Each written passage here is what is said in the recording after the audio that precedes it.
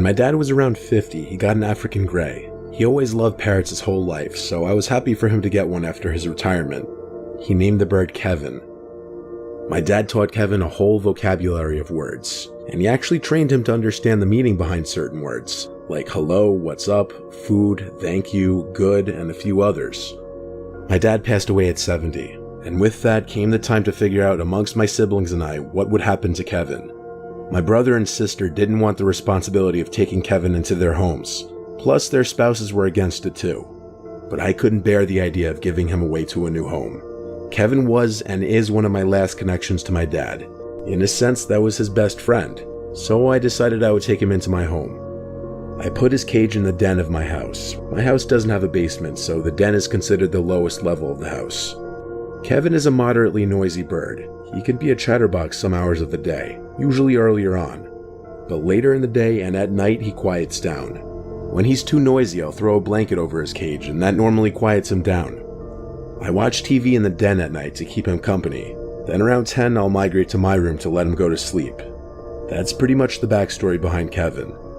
I've been taking care of him for 2 years now, so I know exactly how he behaves and when he's acting out of the ordinary.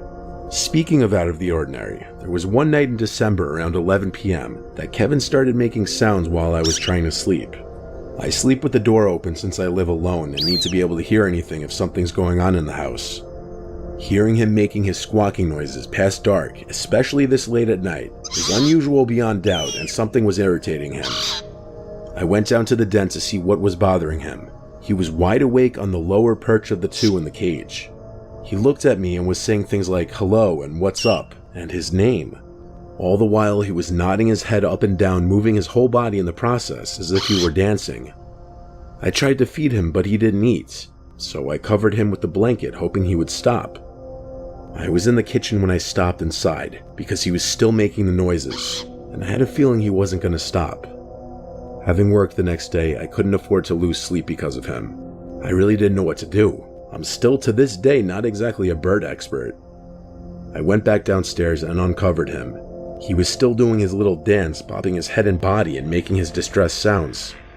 It didn't click with me until thinking I heard something in the pantry closet a few feet away from his cage.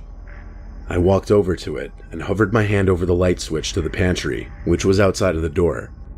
The door has one of those big glass panels that many pantry doors have, so when I flicked the light switch, I saw the outline of a body on the inside.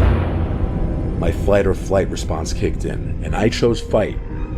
I opened the door screaming, trying to get my adrenaline rushing, and I grabbed the man in the pantry closet out and threw him to the floor.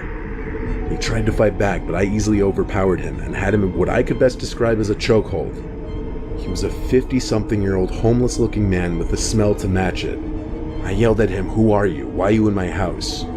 He tried grabbing my face to possibly gouge my eyes or something, but I continued to wring his neck and punch him.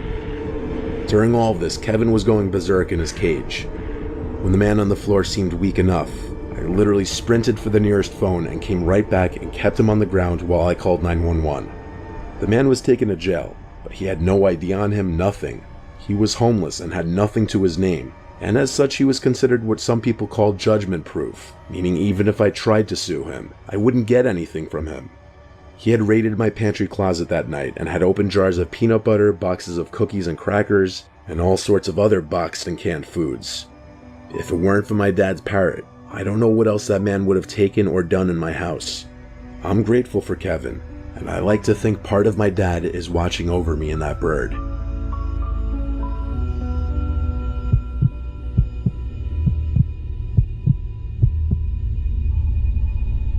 This story takes place when I was a junior in high school. For context, here's a little background information. Back in the day, I was a pretty involved student, took all the hard classes, and was in a few varsity sports.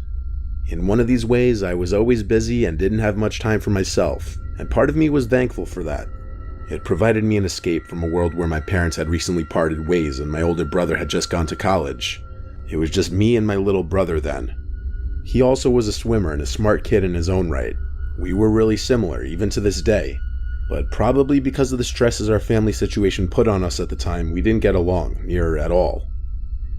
One of those wet winter days in the Midwest, I'd put in my time at school and swim, and I still had to sit down for several hours of homework. This time I had to write an essay for some advanced class that I wasn't really interested in. I dropped my swim bag at the door when I got home and looked around my house to see if anyone was home. Empty. Dad must be out with Reese at swim practice. His club team had the slot at the pool after the high school team was done. I popped in a mouthful of Cheez-Its and headed down to the basement to my office to get some schoolwork done. The house was a middle-class 2-story with an unfinished basement, with the exception of what I referred to as my office. From a career past, my dad used to work from home, but no longer did. I was the only one who used this place, so my family, or what was left of it, just called it Quinn's office. So I made my way across the concrete floors and unattached carpet samples down there to the one finished-out room in the basement. I flicked on the CFL light. It was like any other night after practice. I still had hours of homework to do. So I turned on the computer and started typing away. I was typing for what seemed like an hour, trying to bring to words to what the concept of hedonism and the picture of Dorian Gray meant to me as best I could, or as convincingly as I could. Out of the dark, I heard my little brother call out to me, "Quinny, Quinny, come up." Almost reflexively, I called back to him, "Reese, I'm working, what do you need?" We would yell through the house like brothers do, but it took me a minute to realize I didn't hear him come home. I got no response, only for a couple minutes though. Again, I heard my little brother's voice sing out, "Quinny, Quinny, come up." It felt strange hearing those words carry across the dark, concrete floor. He's supposed to be at swim practice. I called back out to him, asking if he needed anything, but again, I received no answer. I thought about just starting my essay again, but the family situation was delicate at best, and I didn't want to be in trouble if my little brother actually needed something. I made the decision to get up and go find out for myself. I bounded up the basement staircase, the only way a high schooler can, and I called out again for my brother. "Reese, what's up? I'm really busy." I checked all around the main floor looking for my little brother, or even signs he was home. No shoes, no backpack, so he wasn't home, and there was no car in the driveway either. The only reason my dad would be gone right now would be to pick him up. Satisfied, I turned back for the stairs, when I heard my little brother's voice ring out, "Quinny, Quinny, come up." This time every hair on my body stood on end. It just didn't make sense. He had to be at practice, and if he really needed me, he would have come to me. I go to the base of the second floor stairs and called out to him one more time, "Reese, what's going on? Are you okay?" For a minute, no answer. "Reese, I'm really busy. Can you tell me what's up?" It's quiet for way too long as I stared up the dark staircase. Logically, I had no reason to believe anyone was up there, until I heard Reese's voice calmly speak this time and not call out in his sing-song way those same 4 words. "Quinny, Quinny, come up." "What?" I asked under my breath. I couldn't comprehend the situation. I did quick inventory of any probable scenario. Break-in? Wrong voice. A prank? I would have seen something at this point. It had to be Reese, and maybe helping him would make me a good brother. So I began up the stairs. My heart pounded with each step, and I was about to make the landing to the dark second floor. Then I heard the buzz of the garage door motor. I ran back down the stairs and looked out the window. It was my father's sedan, and him and my little brother got out. I stumbled from the window to the hall where they would enter, and I felt my heart almost stop beating. I collapsed on the floor and just started to cry uncontrollably.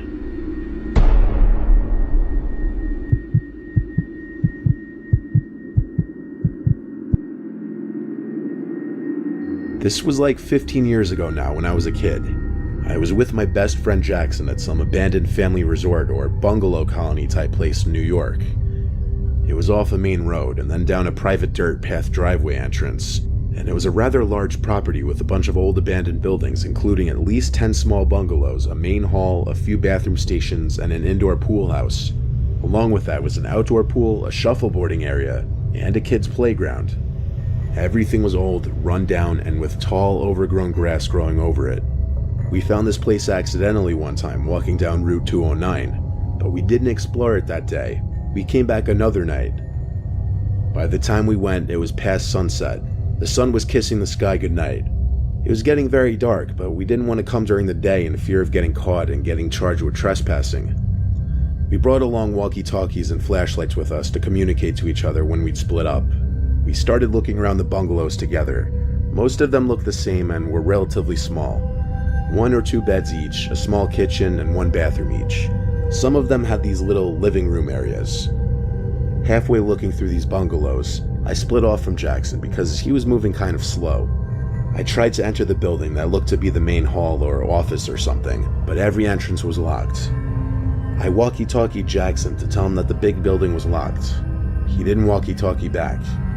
I wondered if I was out of range from where he was. 2 minutes later, I found myself at one of the 2 bathroom buildings. It was probably a 400 square foot building.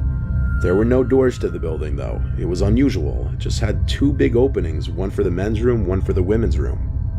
I remember the signs being faded and worn out looking.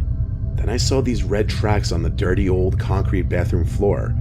Now I'm not going to sit here and say they looked like bloody footprints, but I couldn't explain what these red marks could be then, and I still can't say for certain now. Regardless, it was pitch black inside that bathroom around that corner, and that was the first building I was scared to enter. I tried walkie-talkieing to Jackson again, hoping he was in range this time. I pressed the button on the walkie and said, "Yo, where are you?" When I let go, I heard the beep sound that the receiving walkie makes after getting a message from inside the bathroom.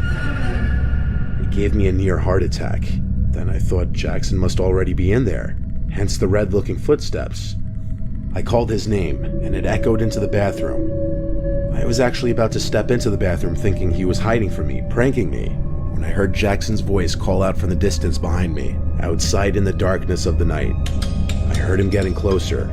Couldn't see him in the dark, but he obviously saw my light, so I yelled back, "I found your walkie-talkie." I started stepping into the bathroom, but then he said back, "Don't go in there, I never went in there." This is when I turned around and hurried right out of there. I pressed and released the talk button really quick on my walkie, causing the beep again from inside that pitch-black women's room. Jackson and I looked at each other for half a second, then began dashing in the direction we came. We made it back to Route 209 and had to stop to catch our breaths. This is when Jackson told me that inside one of the bungalows he went into, he tried walkie-talkieing me, but I wasn't answering, meaning we must have been out of range. But then he heard a noise from the living area of the bungalow. As he turned around, his flashlight revealed an older woman almost running towards him. He dropped his walkie-talkie and flashlight and ran out from the bungalow. He ran in the dark and hid, refraining from making noise in fear of being followed. He hid for a questionable amount of time before looking around and seeing my flashlight across the field, over at the bathrooms. The most likely explanation to me was that some cracked-out drug addict was hiding or living in that abandoned bungalow and for whatever reason lunged at Jackson and picked up his walkie-talkie. What she was doing in that bathroom, who knows? Maybe drugs, maybe the bathroom in the bungalow didn't work. But what I don't know is why was there a trail of what looked like blood in there? Those are my theories, but I can't explain all of it away. And that's the scariest part.